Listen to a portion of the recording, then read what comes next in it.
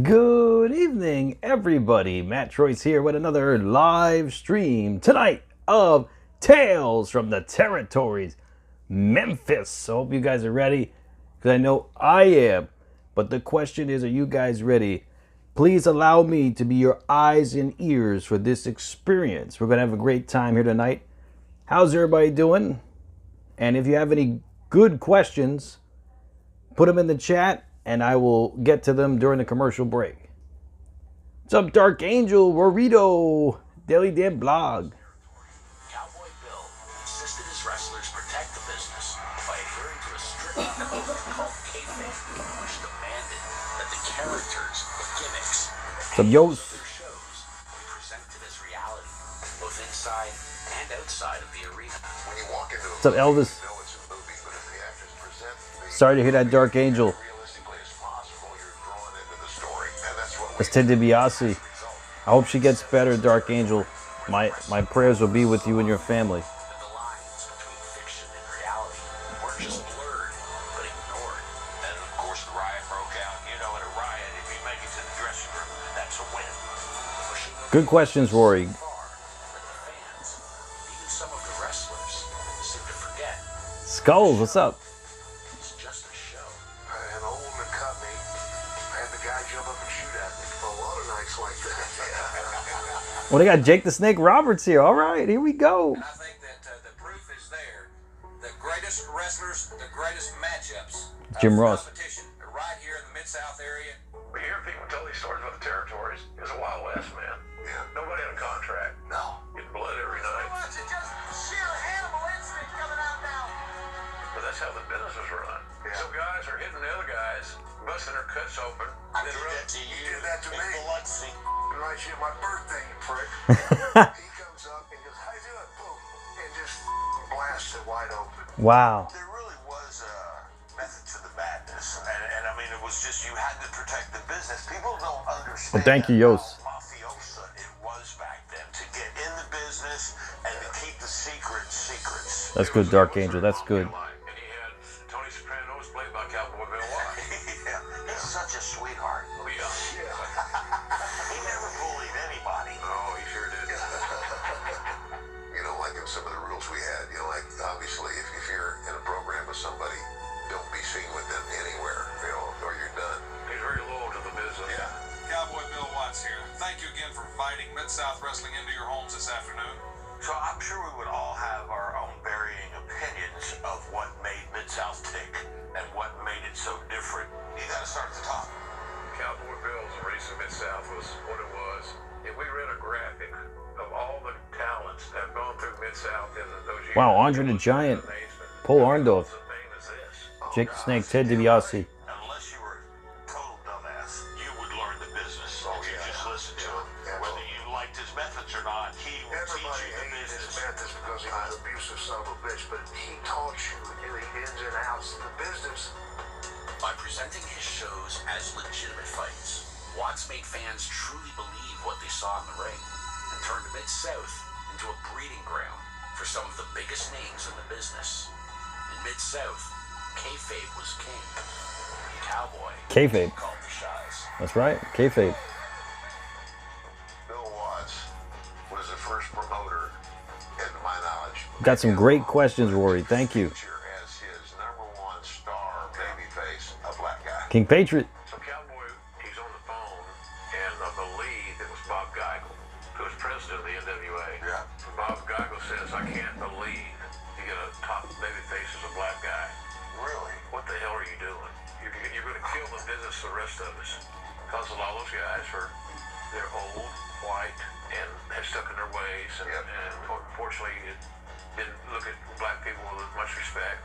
But Bill really believed that he did know his audience. Yeah. And KYD was this amazing star. He got over because he had charisma. Bingo. And he connected with his fan base. Yep. And the one thing you can't teach anybody is charisma. You either got it or you don't. Charisma, that's right. It was all on Junkyard Dog. The people's choice, the Junkyard Dog. Drawing massive crowds of screaming fans and sold-out matches at the Louisiana Superdome, the Junkyard Dog's star power made him one of the most beloved performers in the history of the territory. But the depth of the fans' adoration would be put to the ultimate test during a tag team match at the Municipal Auditorium in New Orleans, pitting the Freebirds against the Junkyard Dog and Buck Robley, with the added stipulation that the losers will also lose their hair from a chemical cream. That's great, Dro. The angle would escalate into one of the most infamous stories in the history of the business. Well, we'll see, King Patriot. The match in the auditorium downtown in New Orleans was anything goes tag team match. We beat Buck Robley. So the deal was, if we won, we got to use the hair cream. And right there, Michael Hayes is getting the magic solution. You can see it coming off his hand. So now Terry Buddy's got Buck Dogs on the outside. We're going to do the cream to Buck's hair. But Dog comes in, makes the save, and when he does, my hand goes in his eye. Oh. This is supposed to be a solution to remove hair. And yet you can see when it hit the dog's eyes, that agony he's in. Was it intentional? Was it not? That was probably one of the most beautiful things to me, because it gave me... Okay, Dro. I didn't mean to do it. Had he stayed on the floor, none of this would have ever happened. And you're right about that. You're making a valid point. Yeah. You may not want to believe it, folks. Right. Yeah. But this didn't have to happen. Yeah, exactly. And still he can't see. He's still in excruciating pain. And there you see everybody trying to help him out. But the fact that his wife was due with their first child, and now he's not going to be able to see it. I also think one of the unique things about this angle was the way it was sold all across the board. Dog would shut his blinds where he lived, wouldn't go out that much. No, I didn't go to Brooklyn. Early on, I'll have to go next on the weekend. his wife and the new baby, and they go to close the vignette, and Dog goes, "And here's my new baby." And his wife takes his hand and goes, "She's over here, Dog." Oh, wow. That's heavy. That's heavy. See, those are angles that people can relate to. Yeah. Kid, their average Joe Right. that works Yep. at the DX station can get into. He understands that. And the way it was sold on TV. I'll be answering questions during a commercial break, guys. You guys got questions? I got answers. It was sold like this guy's career is over with. What's up, Harper? Which just broke everybody's heart. That was a wrestling fan at the time. But I don't think any of us had any idea how this was going to turn out. It seemed so real. And in addition to that, the audience at the time was go for that revenge on the Freebirds. So then as we get ready to go finally do the next match with Dog, and it got so bad they said, well, why don't you park at the sheriff's station, which was right around the corner, and we'll drive you in, and we'll drop you off. So they drove us into the hill door, parallel to it. We got out, we went out. I guess one guy thought it was his opportunity. Luckily enough, they had an undercover security, found the guy in the bathroom, they searched him, found a Saturday Night Special, Ooh. and in the clip had a bullet engraved Freebird. Wow. Wow, engraved Freebird. That was heat. That's serious heat, folks. Wow. That's heat right there. But when we finally got to the match, it was a dog collar match inside of a cage. So it's kind of a gimmick on a gimmick. But the reason for the dog collar was so he could grab it and pull me to him because he couldn't see me. Yeah. Well, when we get in the cage and the door's locked and No, I don't, Dro. and Dog takes the patch. I don't know who Grim is. Now I know that some bitch can see me. How simple is that? You're right. How simple is that? It was the biggest pop of the match. In the early 1980s, Mid-South became a hot spot for every future superstar still learning the craft, paying their dues. And there was a lot of dues to be paid, because Cowboy Bill's kayfabe rules extended far beyond the squared circle. And even young wrestlers who were challenged outside of the ring by civilians were expected to win their fights or be fired. Ooh. One young hopeful, a former football player named Jim Duggan, caught on quicker than most. Jim Duggan. Drinking buddy Jake the Snake was forced to put the Cowboys' rules to the test. Thumb down, okay. So Duggan has as many stories outside the ring as inside the ring, if not more. And you know one about a thumb and a bar fight. Am I right? Yeah. That's Jackson, Mississippi. Oh, yeah. They had that, what is it, big reservoir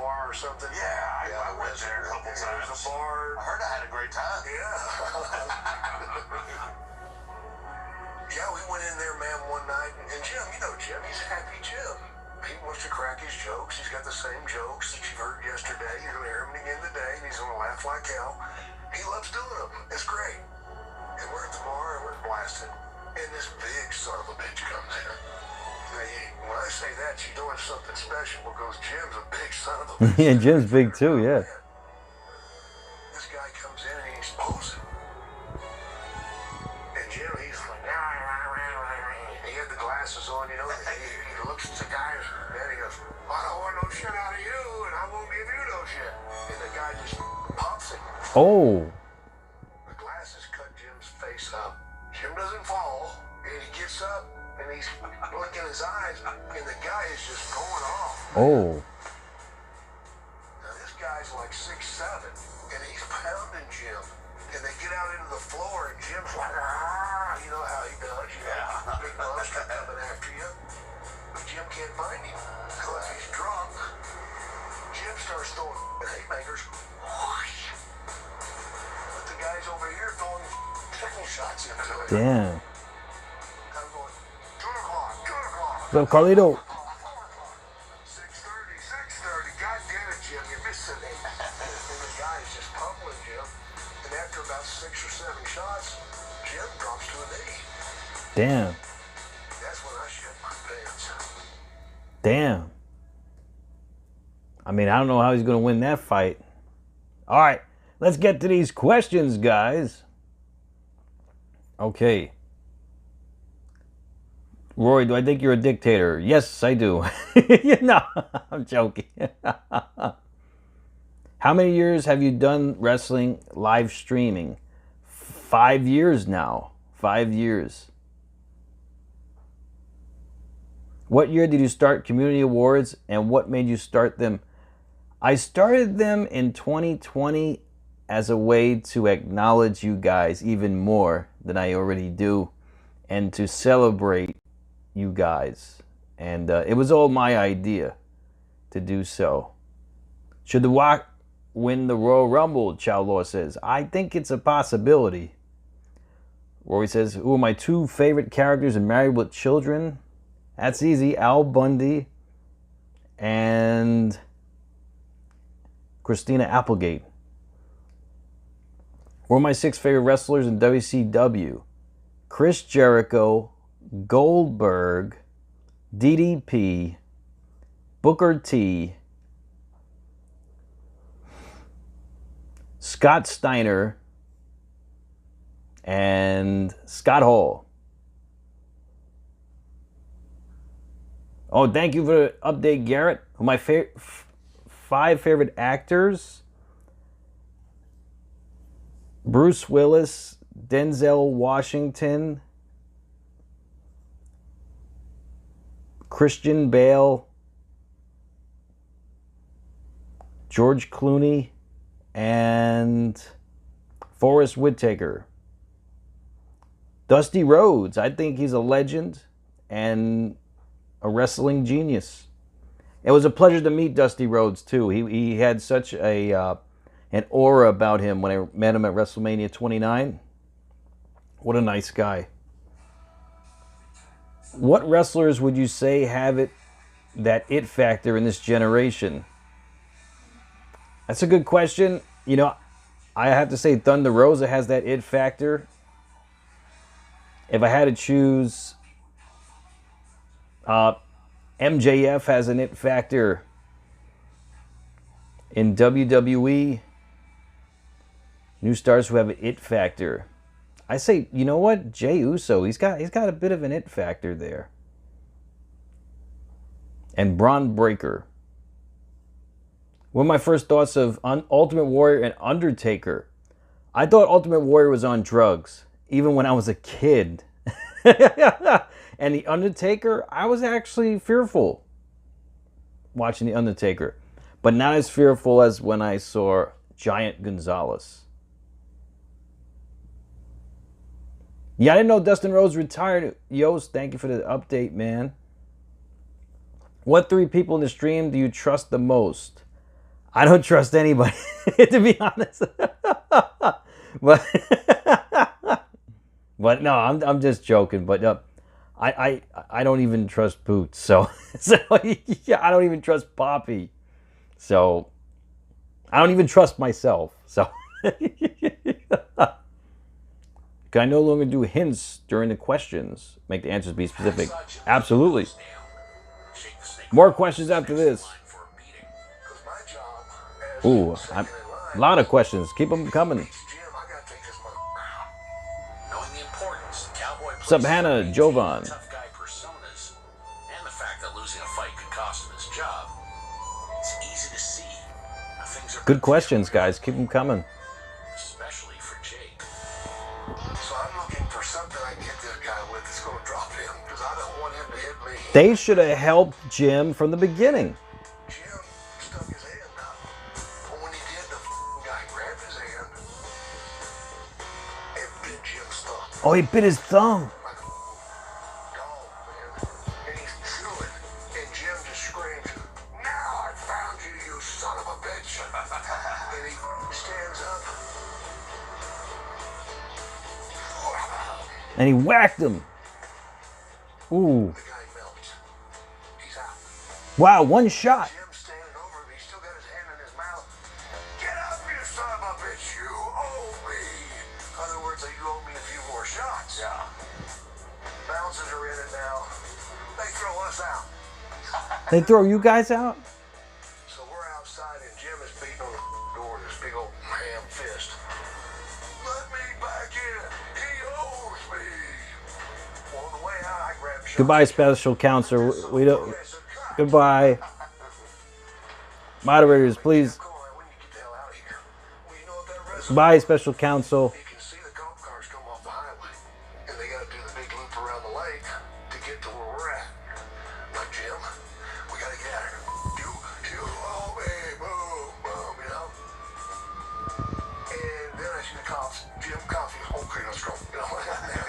It's amazing you say cops, and we just, Jim, he grabs the drink and he sticks his thumb in it, and we're off. Wow. The inner workings of the business have sometimes been likened to that of a seedy underworld, where money trades hands in backroom deals. Damn. Angry feuds spill out into real-life personal vendettas, double crosses.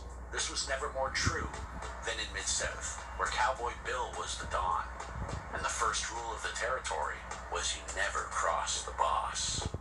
Every rose has its thorn. So being the way Bill was, and you would know this better than anybody, I imagine he has his, or had his supporters, and those that followed his command, but I imagine not everybody was really happy with the Cowboy. He must have had some enemies. He did. He had some that were always thought they were being cheated on their payoff. Probably Or the creative. But Jerry Brown, who was a hell of a hand in his day, he was Buddy Roberts' tag team partner. They were the original Hollywood Blondes. They were really good at what was done then as a wrestling heel team. They could hammer and brawl and bleed and all those things, and they had the ability to get guys over. Jerry Brown thought he and Buddy should have a higher role, which means in secret wrestling talk, we should be making more money. And so Cowboy got rid of him, gave him his notice. And then Cowboy lived on a lane, a driveway, for lack of a better term. Jerry Brown would go out there and sit in the street for hours on end with Cowboy's family in his house. And we didn't know, nobody knew what Jerry was going to do, because Jerry's kind of unpredictable and kind of a dubious character. So Cowboy got the cops, and they took care of Jerry. They took care of him, meaning you can't stay here, you can't be here. The next thing you know, Cowboy received a package that had a clock in it. And so then the premise is it could be a bomb. Ooh. Cowboy had a real dilemma on his hands with Jerry, because Jerry was so unpredictable. And to say Jerry wouldn't blow up the entire family because he was pissed off is a misnomer. He would.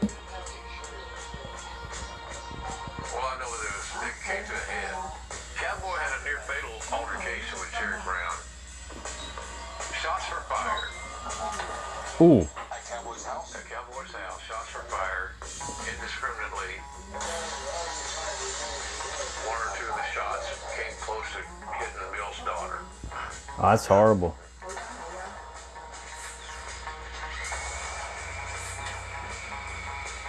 And so, you know, him being a cowboy, he had enough was enough.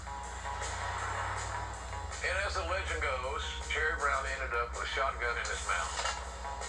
The cowboy's hands shaking, ready to blow his head off. Do you think that really happened? Yeah. Wow.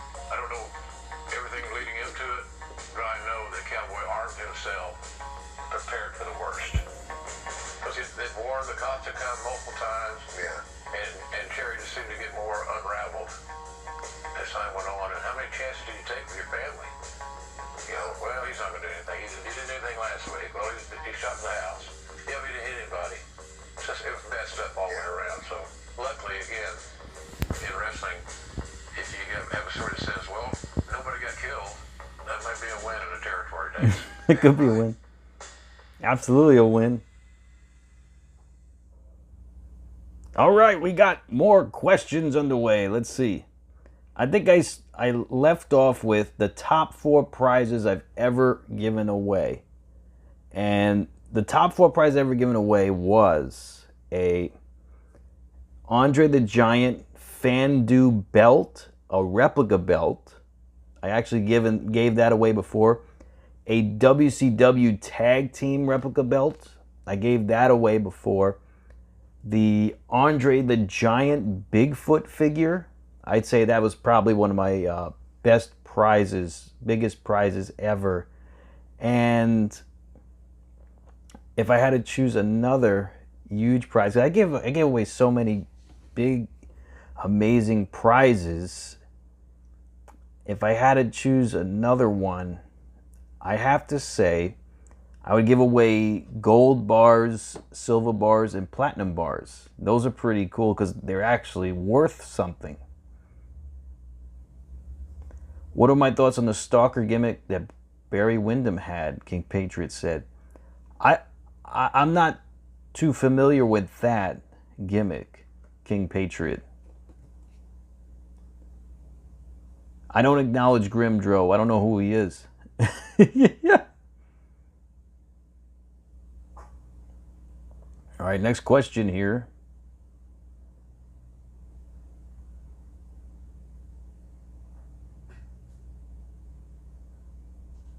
The Violent Night movie, it was only the last 30 minutes was good, Rory said. Okay. Caribbean cool. I think it's cool, Rory. What did you like about Ted DiBiase's character, the $1 Million Man? I just felt like he had an amazing gimmick there, you know, and it really resonated with a lot of people. It was a bona fide heel, and I felt that it was an amazing character.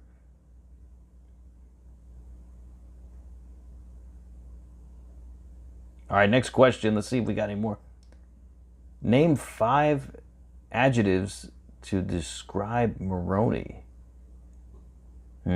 Not sure. I mean, you know, Maroney is a interesting character to say the least. So, yeah. 3 words to describe Harper. He's cunning. He's opportunistic. And he's the champ. He's the champ. Look, Michael Harper. I didn't go to Brooklyn. I'll have to go on the weekend to pick it up. If I could get you to try out at Lionheart Wrestling, would you be interested? Absolutely, Rory. Absolutely. Is it in New York? To knowing what your audience wants to see. Rory, I was never a huge fan of Stephanie McMahon. Storylines that captivated the Mid-South crowd. But she did her job because I disliked her character. That's what it was. I didn't like her character at all. And she did her job in that aspect. So, in Florida, Rory, that depends. What's more important, a championship match or a red-hot personal issue? That's easy.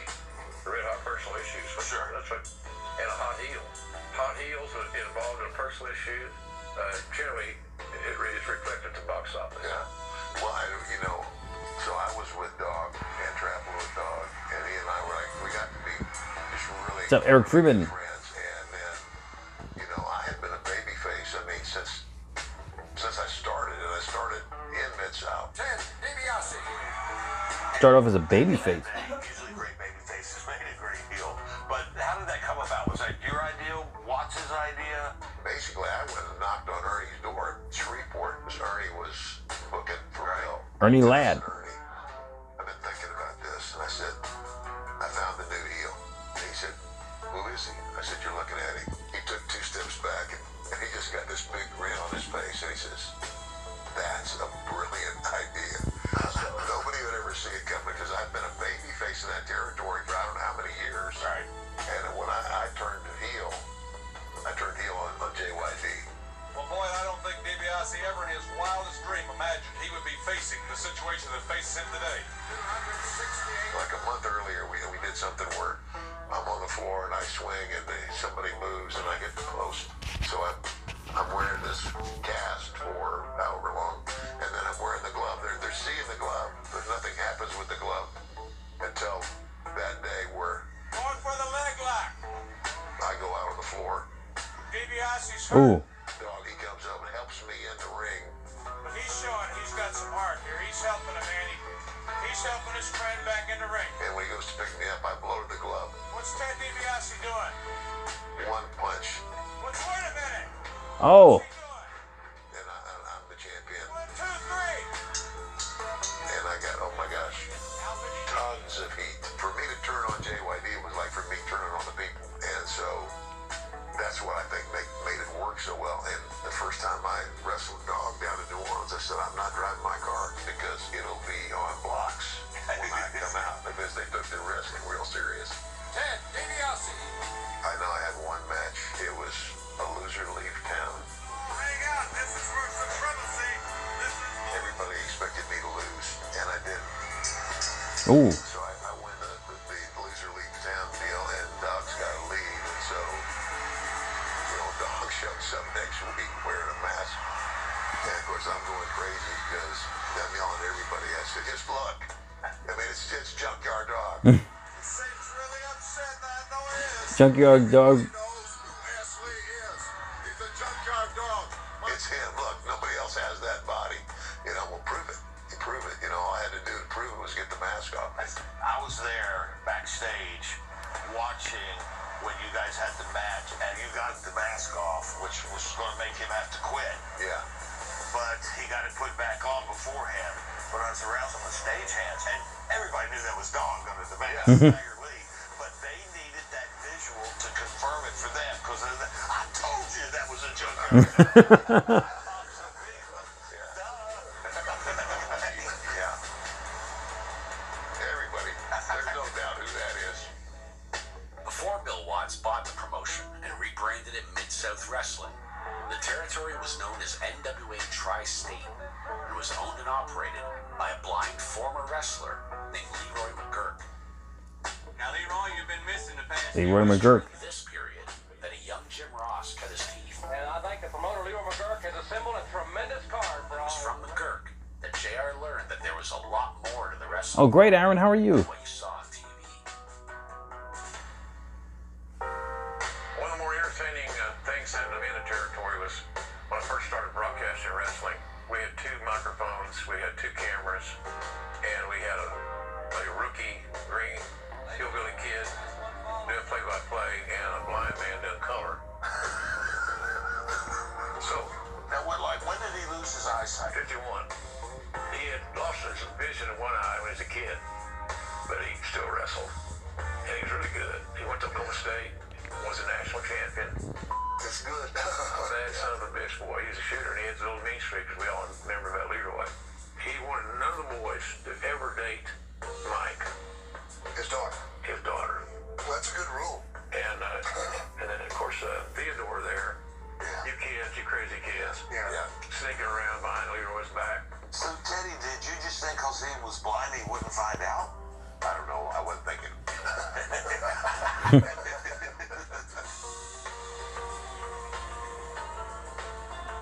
So I drove him. I learned a lot of stuff. I'd never been in a Cadillac before, and I was driving. He was drinking that whiskey just out of the bottle.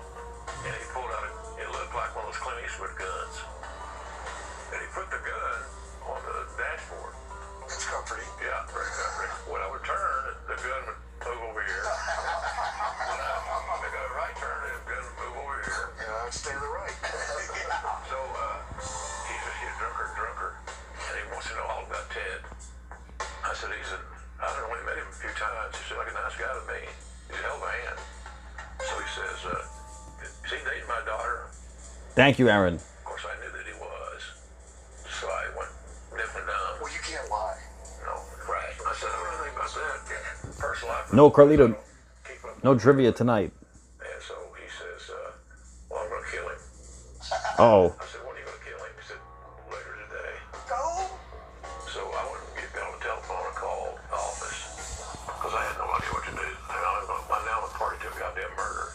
I tell Bill, and he's testing me for bothering him. I said, well, I'm just trying to figure out how to handle this murder situation I got on my hands. He said, what are you talking about? I said, Leroy's drinking, and he's really drunk, and he's got a great big gun. He says he's going to kill Teddy when we get to Streetport. He's already told me how we're going to do it. Jeez, these guys are crazy. All right, let's continue with more questionnaires here. Let's see what we're up to here.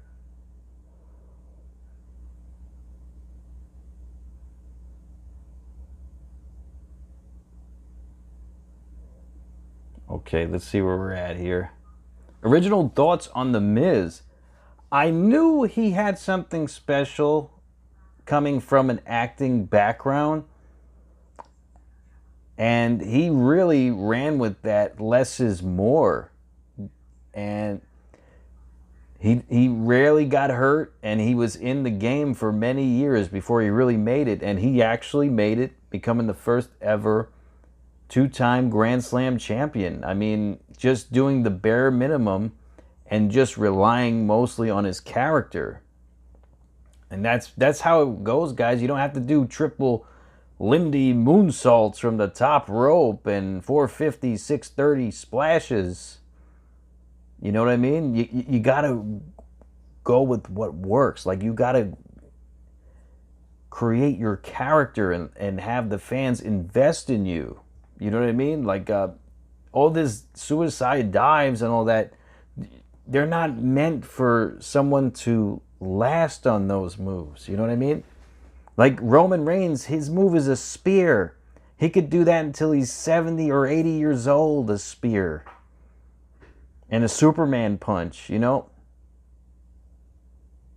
Think about that. Eric Freeman, pending investigation. What character in wrestling would you say is similar to me, Rory says? That's a good question. You know, you're one of the most decorated champions on the stream, Rory. And I'd have to say, you know, with your streak, I'd have to go with Undertaker. Does the Miz theme resemble me more or the Judas theme, Rory says? They both resemble you quite well. The Miz theme resembles you when you're competing in trivia, and Judas is basically saying what you've done after competition. So they both fit you very well.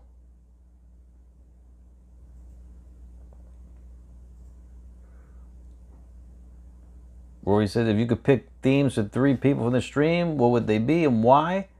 Maroney, Barney, Moxley, Ric Flair, and Jason. I got to go Legion of Doom. I mean, it just is so fitting. Do I think Sami Zayn has the it factor? Absolutely. I feel that Sami Zayn is a future world champion, but I don't know when he's going to win it. Do I think the Paul brothers should win tag belts at Mania or Sami and KO? Either one would be great, and I would love to see either one, actually. Thank you, 29,000 subscribers. Woo, woo! Thank you, Aaron. Yes, right, man. We're going to hit 30K by Friday, I'm sure. The draft altogether, Rory. Yeah, well, each show has their own talent, so I think the draft is important in that aspect. However, yeah, it's become a mess. to a certain extent. Needs to think fast. More questions after this, guys? Accomplice. Murder. Put your questions in the comments. Well, I'm just trying to figure out how to handle this. You got questions? I got answers. He's already told me how we're going to do it.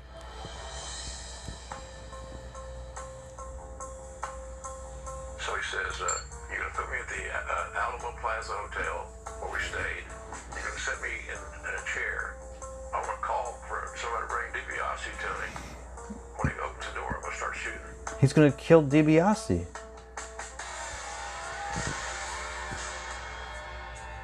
You're not aware of any of this, right? You know, JR called me and he said, what if he ever... Thank you, Aaron. You know, if Lee was there, you need to either not be there or keep your mouth shut. I said, oh my God. So Cowboy said, when you get to Shreveport, I'll take her off their hands. And then that's the last I heard of it. Yeah. Now, I don't know how long your dating continued after that with her. Not long. Not long. I would suggest not.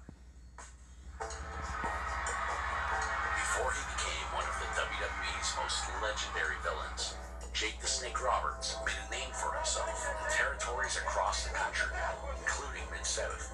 Jake the Snake. He rubbed shoulders with celebrities, superstars, and some of the biggest names in the business. No one ever made an impression quite like the greatest.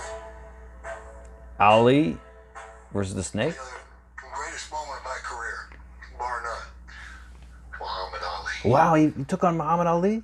Jake the Snake Roberts against the Snowman Muhammad Ali. I didn't know that. The world's most famous boxer was a fan of pro wrestling and was likewise respected and adored by wrestlers, providing Ali the occasional opportunity to step inside the squared circle. But one fabled night in New Orleans, when Ali visited Mid-South to back the Snowman, Jake the Snake took a gamble on standing up to the champ. You guys remember the Snowman? Oh yeah. Actually, Snowman was very accurate. Yes. For all the wrong reasons. Right. He had a great body, but that's all he had. I'm glad to be in the territory. The Snowman. But wherever it's tough, and that's why I want to be at, baby. And I earned it, you know. Having to work with Snowman, the payoff was winding up in the Superdome against him. And to have Muhammad Ali in his corner. Wow. And I would have my friend, Big John Nord, who had been in the business about 5 weeks at the time. 5 weeks. Oh my God. His turds had muscles. I've seen that shit. Anyway, The Superdome and it's pandemonium as you see the man, Muhammad Ali. we wound up in the Superdome. And of course, Bill, not being Bill, keep the heels over there and the babies over there. You know, you can't get, and I'm dying to meet Muhammad Ali, man. And my God, it wouldn't. Jake, I remember you because Watts brought us in. Me and Buddy came in for the shot. We weren't working the place. And Jake was telling everybody who would listen to that dressing room, I can make my life, I can make my career. I'm going to shoot DDT, Muhammad Ali. Ooh. Yeah. He's gonna shoot DDT him. We got out in the ring. There'd be a time when Nord would have to come in because Snowman would be getting the best of me. And he'd trip Snowman, he'd come in the ring and he'd beat the shit out of Snowman. And I would go over and I would start jawing with Ali and I would reach over the top and grab him. And actually when I was helping him up and he would wind up hitting me. Hey, watch that right on the button. And I just stagger back, man. I come in here, man. You're all right here, man. Go ahead, you know. And he hits me again. Come out a lot more, man. In the meantime, Nord comes running over, and Ali goes, and Nord goes, you know, 320 pounds. He flies across the ring. I staggered twice. The third time, I staggered into Snowman, and he hit me with his finish. Power slam. Takes the measure of Jake the Snake. 1, 2, 3. The Snowman still the television champion. And listen to this. I was very, very happy. Number one, because Ali didn't break my neck, but I'd accomplished my mission. I was going to keep strong from that. And I went to the back and I knew what was going to happen when I got to those doors. I didn't get a chance to come to the door. Bill called me out in the hall. You get hell, he was mad because I didn't fly for Ali. Oh, he cussed me. I mean, called me everything. minutes later, Ali came by me. Now I don't know. Is he gonna be mad too? And I'm like, sir, and he goes, you're a very smart young man. He'll be seeing those fans next week. Good luck. Wow. He got it. He got it. Oh, he got it all right. He knew. He got it. He got it. He knew. Before then, but he got it. Yeah. Oh, hell I yeah. asked him in one of our little 3-day deal we were sharing that room if he could throw a working punch. Of course, he didn't know what a working punch was. Yeah. Yeah. And so then he saw it. He got it, right? So now, for the rest of the day, I'm hearing these fists go by my jaw. He's walking by me going, Yeah. and he blinked because, wait a minute, what just happened? Yeah. What just happened here? Yeah. I mean, he could throw a working punch like a... You couldn't see it, but he did it when he threw those punches at me, man. I mean, they just touched. Just, and I was so great. Because each time I went back, I thought, is this one going to be the one? You know, maybe it breaks my jaw, but if he does, that'll be good for press. You know? If Ali's appearance in the Mid-South ring set a high watermark for the territory, not everything that happened was so inspiring. In fact, some of the behavior was downright awful. The inevitable consequence of doing business with a trio of miscreants known as the Fabulous Freebirds. 9 lives of Vince McMahon, Rory, next week? Really? Oh, wow. Oh, look at that. P.T. Barnum and Donald Trump, you would get the love child that would be Vince McMahon. But with every rise, I hit Vince McMahon. Most beautiful uppercut. There's a fall. When you have that kind of money, things go away. He bought his way out of trouble. The real story behind wrestling's most provocative figure. Wow. Here, anywhere else. Must see TV. The 9 Lives of Vince McMahon premieres next Tuesday at 9 on Vice. At 9? Oh, man, I'm not going to be able to catch it. Jeez, I'm not going to be able to catch it. I may do a live stream on it following the show. Is it going to be a series? Because if it's a series, I'll definitely watch it. All right, let's continue. Next questions here. Would the $1 million theme fit me as well? Oh, definitely, Roy. Money, money, money, money, money. Name the 5 people you trust on StreamYard, King Patriot. Absolutely no one. After everything we've been through on StreamYards, we've had people show pickles. We've had people threaten people. No, thank you. I don't trust any of you on StreamYards. What 4 words describe... I know, Roy, you said boots, and you also said Poppy before. Let me do boots first. Organic, instrumental, insane, and unfortunate. Poppy, I'd have to say courageous, noble, safe haven, and if I had to go one more word,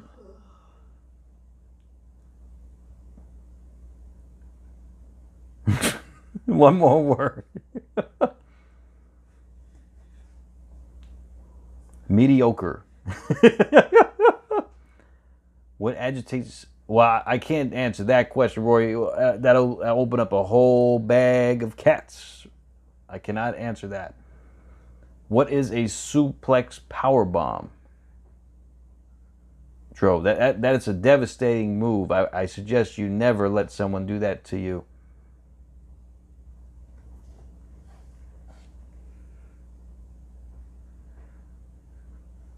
They replay it after. It's 2 hours show. It's a 2 hour show? Is it going to be a series every week? Oh, happy pre-birthday, Carlito. First thoughts on Nyla Rose. I think that it was very groundbreaking for Nyla Rose to get the spotlight in AEW and become women's champion as well. And hey, groundbreaking, I must say. What has agitated me the most on the stream? As the boys called them, helped ease the monotony of all those Good question. towns. But for wrestlers desperate for entry, The Rogue Mod.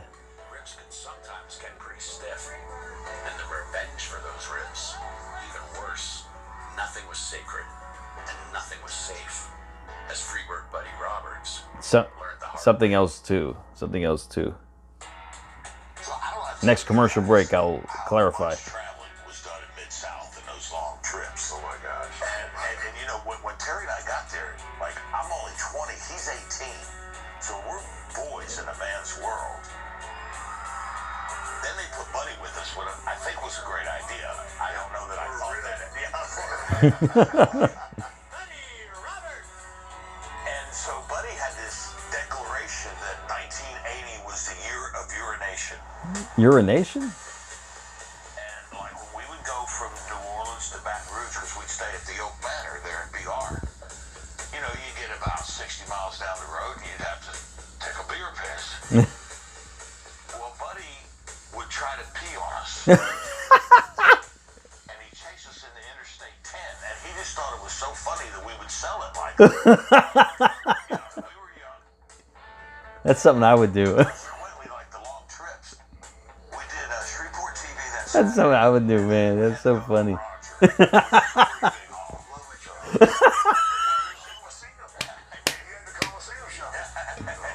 Free hot dogs, free beer. Rifle off a gun. Yeah. Harry's driving. We had our own little jobber friend, Larry Cheatham. He's sitting shotgun, and me and Buddy are in the back. Buddy has a quart beer, and he gives it to Terry. And he King said, Patriot, "Throw that yeah. out for me." Oh, he pissed in the beer. No, it's got some beer left in it. I'm gonna finish it. Terry tasted it, and it was Buddy's piss. Oh my God. He pissed in it. Terry promised Buddy that he would get retribution on it, and he would get revenge. That goes without saying. Yeah. So the next night we're in Monroe, and Watts is there, and he's got his plane. And he asked, did anybody want to ride with him to New Orleans? Well, we didn't, but Buddy decided to. He pissed in the bottle. Buddy decides to catch a ride out of town on the Cowboys plane. As the rest of the gang haul it to the next venue, a furious Terry Gordy decides it's the perfect time to get his sweet revenge. By this time, Terry has done everything. He's put dog poop in the bag. He's peed in it. Raw eggs. He left out overnight. And just anything you can think of. That's Buddy's bag. Yeah, this is Buddy's bag with everything he has. On the way out of the country to the highway, it's almost like God got in on the rib, because right in front of us was a dead possum. Oh, possum. How dead was it? It was so dead, maggots was rolling off of it. Oh. So Terry in Tennessee, they get some sticks, pick it up, you know, and they're throwing up as they're picking it up. They put it in the bag, they close it up. 180 miles in over 100-degree weather. Ooh. We get to St. Bernard. I gotta step in there because I was standing outside the locker room when you guys came in the door. Oh, no.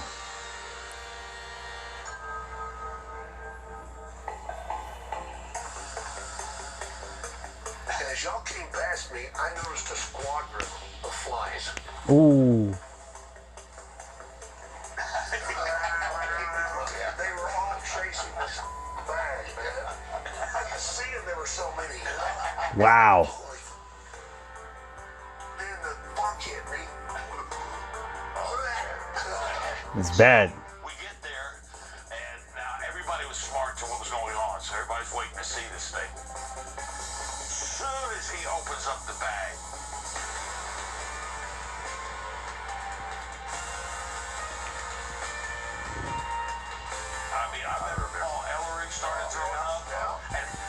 funny. Watts got hot and made Grizzly clean it up. We made Grizz go get like 30 cans of Lysol. Because people in the audience were throwing up. And through the curtain. Oh, gosh. And Buddy, who always reversed the rib he played on him, didn't sell anything. Took the trunks, shook them off, Shook the wore legs everything. out. And he was working against Watts that night. Yeah. And the rib continues. That was a foul. It was only a 3-minute match. Jeez. A minute and a half was entrances. They went too far with this one. I don't know how we could come up with stuff like that. That was a little bit too far. All right, more questions. I have answers. Let's see.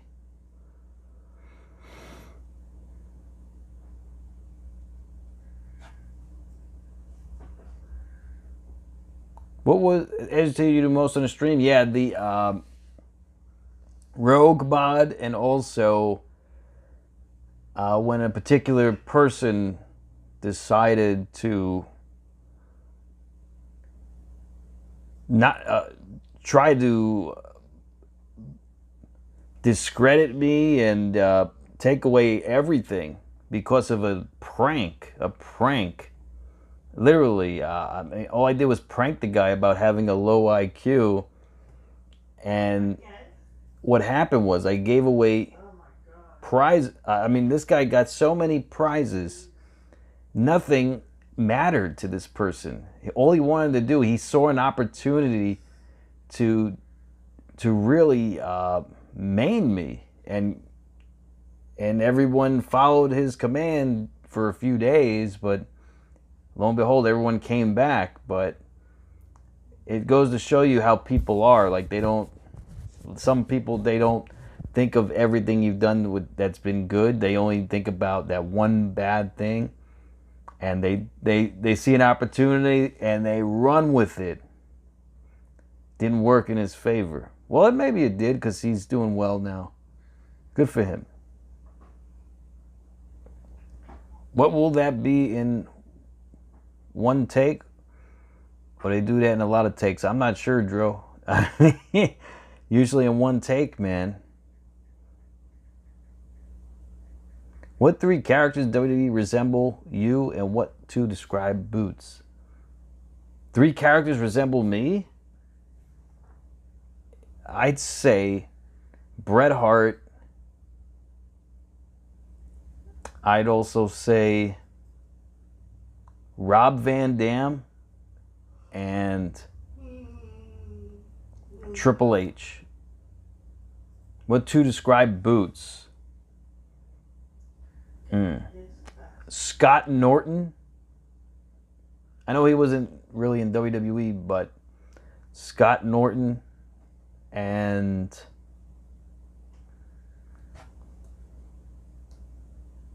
Man's desire to rule Vader, the wrestling world, believe it or not. buying up TV deals, poaching other locker rooms for talent. Mid-South was no exception, as several top stars left for greener pastures and bigger paychecks up north, New York. Up north. To Vince, it was just business, never personal. But for other promoters, Vince's provocations meant more. In response, the National Wrestling Alliance, a consortium of some of the top territories in North America, met in secret. NWA. Inspired plans to stop him. And since everything was on the line, nothing was off the table. Oh, kill Vince. So, JR, as we all lived through it, the expansion of the WWF/WWE at the time, and we've alluded to before that this business has mafia tendencies and reactions, more importantly. A lot of people did not take Vince's spreading out too well. And this is even with him offering to pay them for their place. It was just, no, this is my territory, off. I believe at an NWA convention, you saw that firsthand. Well, we had a meeting. It wasn't really an official convention, Michael, but it was a bunch of the promoters gathering in, I want to say, Kansas City. And Cowboys, come on, you go along with me and learn something. Yeah. They were trying to come up with a coalition that would kind of replace that alliance where everybody could work together better and to combat Vince, trying to figure out how to stop the machine from rolling and rolling on. So I'm in the bathroom, and I'm sitting on the toilet, and so the conversation, I'm sitting there doing my business, but the conversation starts getting a little heavier. And somebody said, I got an idea. Why don't we just kill them? I can get it done for $750. Ooh. So now I'm sitting on the stool with my feet on the toilet floor, and my feet started elevating. I didn't want anybody to see my shoes. I didn't want them to know I was a witness to this craziness. I finally put my feet down. I was exhausted at that point, blown up, holding my feet up. I could, I'm doing an exercise or something. And so now Bill wasn't in the room. He wasn't even involved in the conversation. He hated that meeting. He said, these crazy son of bitches can't agree on what to have lunch, much less have a union or a group. And so we've heard all we're going to hear. We're flying home. So it was just a crazy situation, but they wanted to kill Vince. That was their solution. Crazy shit, man. Crazy stuff. I've been involved in too many murder scenarios. Sounds as if. Yeah, really, right? Maybe you're the common denominator. I might be the guy. With the territory system breaking down and national promotions like the WWF taking over the business, Bill Watts sought to rebrand Mid-South in an effort to take his regional company global and reposition his new Universal Wrestling Federation as the leader in the race to dominate the industry. UWF. JR, when Mid-South changed to UWF, what was the purpose of changing the three letters? To not make it sound so regional, and to make our product easier to sell outside the quote-unquote Mid-South region. And I remember us having all kinds of debates on the name of it, but Universal Wrestling Federation was what we decided on.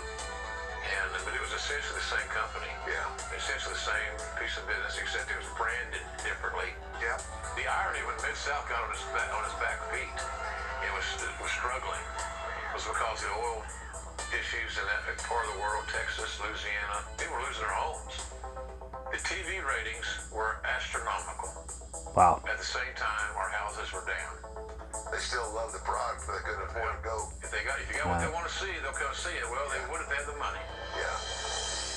Before too long, Bill Watts was forced to sell his beloved territory to Jim Crockett Promotions, Jim Crockett. cornerstone of the NWA and the second largest wrestling company in the country. And though Crockett initially hoped to keep the UWF alive as a separate entity, the writing was on the wall.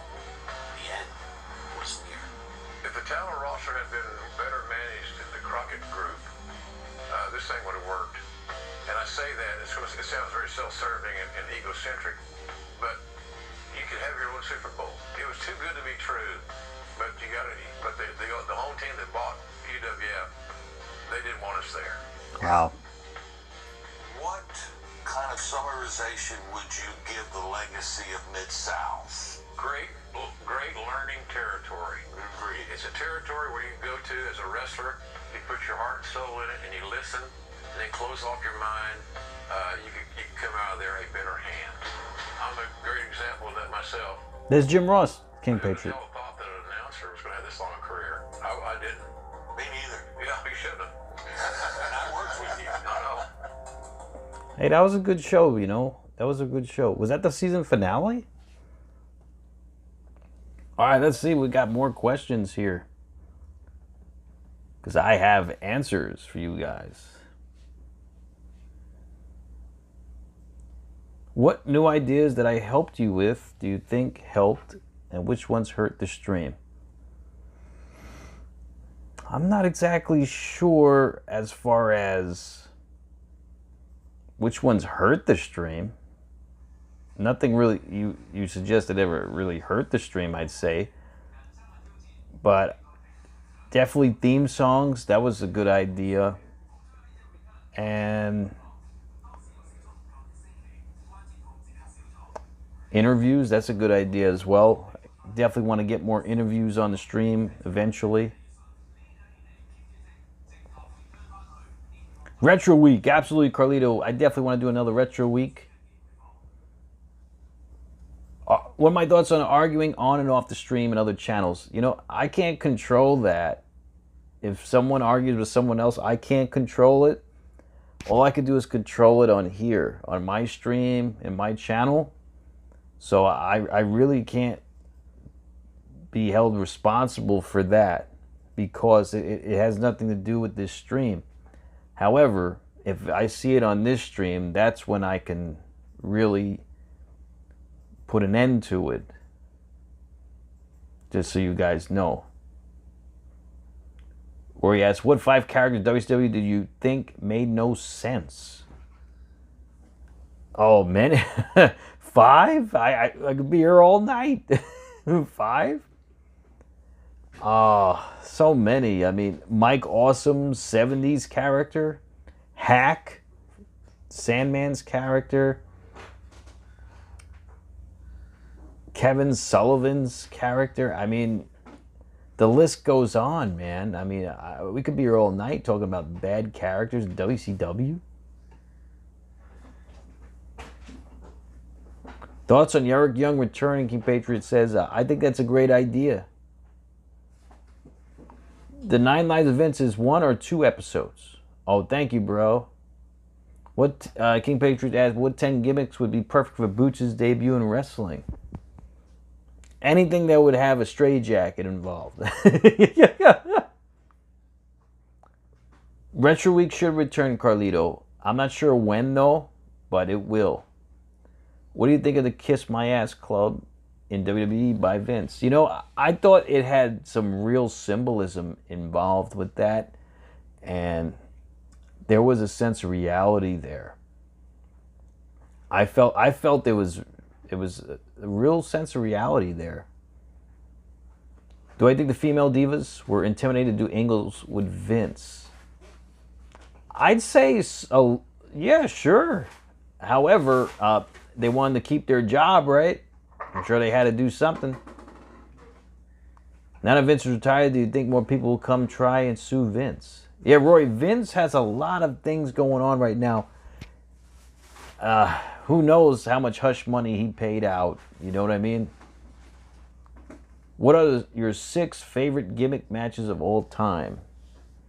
I gotta go with the Hell in a Cell match. Probably my number 1. Ladder match. TLC match. Last Man. Oh yeah, see? Sarah knows Last Man Standing. And 2 more if I had to choose. Ladder. Yeah, I did ladder already. Chair. Cage. Oh, cage match is good. Yeah, I like cage. And if I had to choose 1 more. War Games. That's cool. What cities do you think are the biggest draws for pay-per-views? Definitely the tri-state area here in New York, New Jersey, Connecticut. Anywhere in Canada, I think are really popping. If I had to choose. Okay, I'm coming. What wrestler you really want to be your 3rd interview? Who would it really be? Yeah, King Patriot, you know, it could be a wide variety of talent. I'm not sure who, but yeah, I mean, possibilities are endless. Thoughts on the Chamber, Rory says. You know, I like the Elimination Chamber. However, you know, it was a little far-fetched, but I do like the Chamber. It'd probably be my top 7. My 7. Yeah, cameo idea, Roy, is a great idea, and I think that was your idea. Thank you for that idea. And yeah, cameos are a hit. Well, it's like 50-50 right now because I lost a subscriber from from the James Ellsworth cameo, believe it or not. You know, another thing, as far as prizes are concerned, you know, I was looking over my emails the other day, cleaning out my email account. I had like 5,000 emails, and I can't believe, like I would go through such lengths to give away prizes to so many people, and they're not here now. You know what I mean? So they leave the channel eventually. Like maybe they'll stop by again here and there. And but yeah, like there's so many people that won prizes on this stream, but they don't come back, right? Like so I'm looking into this, and I'm saying maybe prizes aren't as positive as I think they are. You know, maybe they don't really help as much as I thought. So I don't know. Yeah, Andres, he left the stream, Rory. Sandman cameo was well worth it. Absolutely, the Sandman cameo was well worth the money. But yeah, like I was just going over my emails. I'm like, wow, I shipped this all over the world, and I don't even see this guy anymore, or this person, or that person. And it's like, oh, all right, maybe prizes aren't that profitable or helpful for the stream. But I don't know. We'll see what happens. You know, if there's more offenses that happen with the rogue mod and stuff like that, maybe prizes will be a thing of the past. I don't know. So maybe these guys are just here to genuinely play trivia, have a good time. What people have left that won prizes, Roy? A lot of people. I have so many emails of people that I haven't seen on this stream in years. And they won prizes, some from all over the world. And yeah, they're not here anymore. They left. You know, many people left the stream. There's new people coming into the stream too. Unfortunately, though. Unfortunately, when new people do arrive on the stream, there are people who try to deter them from staying. And I don't know who they are, but I really pity them for doing such a thing. Because they're actually hurting the channel. They're hurting it. How long did it take you to figure out the rogue mod? That's my question. King Patriot, I still don't know who the rogue mod is. I probably will never know. But as a precautionary measure, I took away many mods to figure out who it is. What agitates you the most about me? Roy, you don't agitate me at all, man. In fact, hardly no one agitates me on this stream. The only thing that I find agitating are the rogue mod situation. And when new viewers come on the channel and I'm not saying not everyone welcomes them, but for some reason they'll follow me on Instagram, new viewers, you know, they're so happy they found this channel, and then all of a sudden they get a DM from somebody saying, oh, I'm MATTROISE, you won a prize, when it's not me. What do you think's going to happen? Most people leave the channel. They're not going to stay. Most people don't stay. They don't put up with this crap. They could go to another channel where this doesn't happen, right? Where this doesn't happen, but it happens here on this stream. But like I said, I'm tightening up my belt. More occurrences happen. Guess what? Prizes are going to be a thing of the past. And I'm just going to live stream and have a good time. And if you guys want to join, you guys join. If you don't want to join, you don't join. But that's going to be the reality of it. Why do you want to agitate new viewers? I feel like whoever these people are, they're trying to deter people from staying on this stream. They don't want this stream to get big. That's my only realization. They don't want the stream to get big. They don't want me to take over the YouTube waves.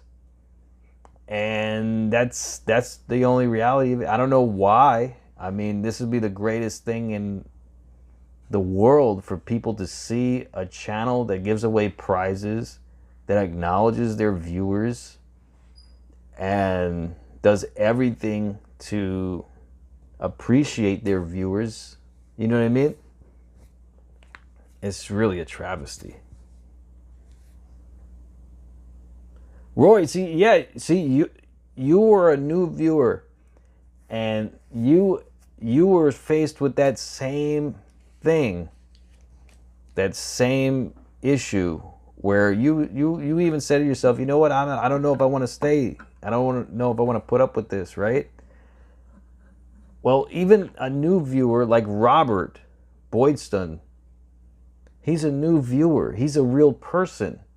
And someone made a fake account of him on the channel, gave away his title, right? Then someone makes a fake account of me, goes to his Instagram and says it's me, and yet he won a prize. I mean, what do you think's going to happen? Most new viewers, they're going to say, I don't want to put up with this shit. This is insane.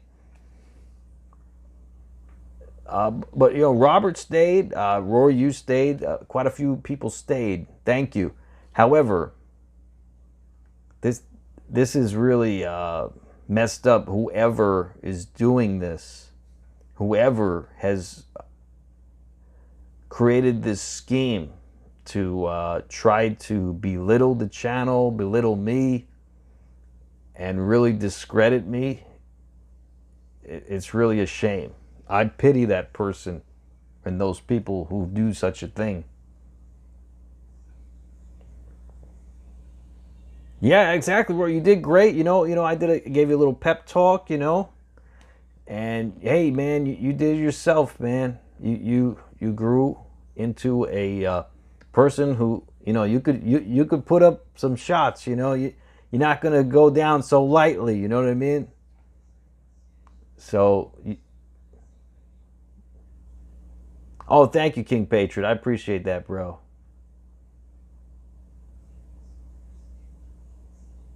California Chaloy. Yeah, man, I would love to come to California. How do they make fakes? It's easy to make a fake account. You just get someone's picture, put their name on the account, and that's it. You're that person. You're that fake person. Yeah, Roy, you know, sometimes the haters have to be told off, you know? Exactly, King Patriot. I'm not, you know, I may forgive, but I'll never forget. You know what I mean? And it's just a travesty that there's issues going on like this, you know, especially after everything I do for my viewers, you know, and... You know, and I don't want to ruin it for everybody because there's a lot of great viewers here, but there's just a handful of bad apples who don't want this stream to grow. And for whatever reason, I don't know why they don't want it to grow, but it's really a shame. What's up, JB Hood?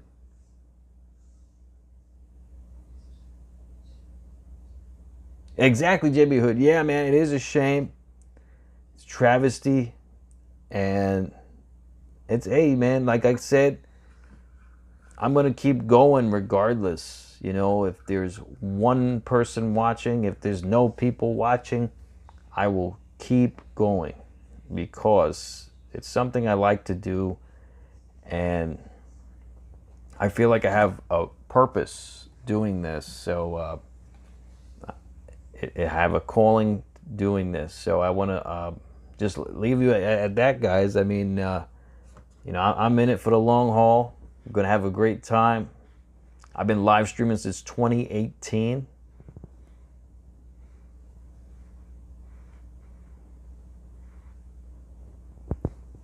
Oh, Hannah, I'm not going to give up. I never give up. You kidding? Those aren't in my vocabulary. I'm not giving up. I'm just letting you guys know the reality of what's going on. The reality is that there are people who legitimately want to see me fail. And that's okay. That comes with the territory. But it's just a shame that even these people have seen me work hard from 2018, starting from 0 subscribers to what I am now, 29,000 subscribers. I can't believe I have that right now. And didn't happen overnight. You know, it's hours and hours of nights where I sacrificed live streaming, where I could have been doing something else, right? But I chose to invest my time into this. And I just want to let you guys know, I chose to invest my time into this. And I feel like it's paid off. However, I feel like this channel could have been even bigger than it is if there weren't people who were legitimately trying to hurt the stream. Whether it's a joke or not, I mean, this isn't a joke. You know what I mean? Like, you don't joke around like that. Roy, do I think Mike and Jacob would let me be part of their group? Well, yeah, they accepted you.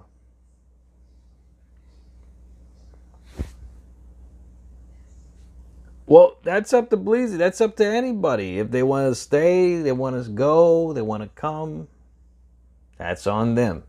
I'm here to stay. So if whoever wants to come, they come. They don't want to come, they don't come. I'm not begging anyone to come on this stream.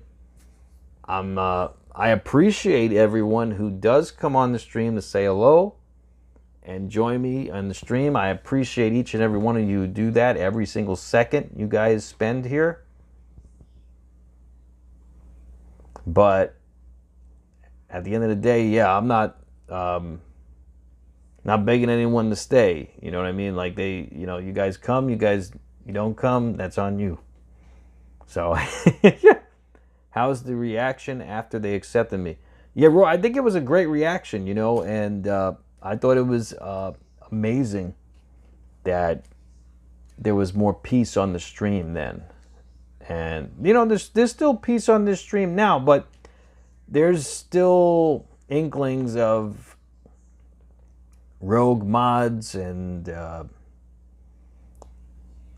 fraudulent accounts popping up, and it's still not gone yet. It's just a shame. It's like a black cloud that's over this channel, and regardless of this black cloud, I'm still growing. So I could imagine if this black cloud wasn't here and I had clear sunny days like Bret Hart. So I can imagine what I can accomplish when I had if I had a lot of like-minded individuals who legitimately wanted to see the channel grow. So just want to let you guys know. So I want to thank you guys for joining me. Thank you for joining me on this TED Talk. So biggest hostility factor? Yeah, StreamYards, absolutely. I mean, there would be times when I'd leave the StreamYards going, and I don't know what was going on this channel. Like, people were arguing with each other and stuff. Like, that's the thing. You just never know who's watching the stream. And I left this channel in the hands of really real mental patients. You know what I mean? Just joking. Alcatraz, Chow Lord. That's a good movie. Yeah, with Clint Eastwood. Very good movie. TikTok. Yeah, TikTok is... I started my new account. new wrestling account, and I'm doing pretty good on it, actually. 6,000 followers already. People are starting to find me again, so we'll see. Yeah, Roy, yeah, that's not nice, you know, especially if you don't find it funny, you know. Yeah, I mean, it's not nice at all. All right, guys, so I want to thank you for joining me. I hope you all be safe and be well. Have a great night, guys, and I'll catch you guys for SmackDown Friday night. So enjoy yourselves. Be safe and be well. Good night, everybody. MATTROISE signing out. Enjoy your nights, guys. Good night, Hannah. Good night, Harper, Rory. Oh, okay, Rory. Okay. Friday. Be safe, be well, everybody, for SmackDown. Good night, everybody. MATTROISE signing out.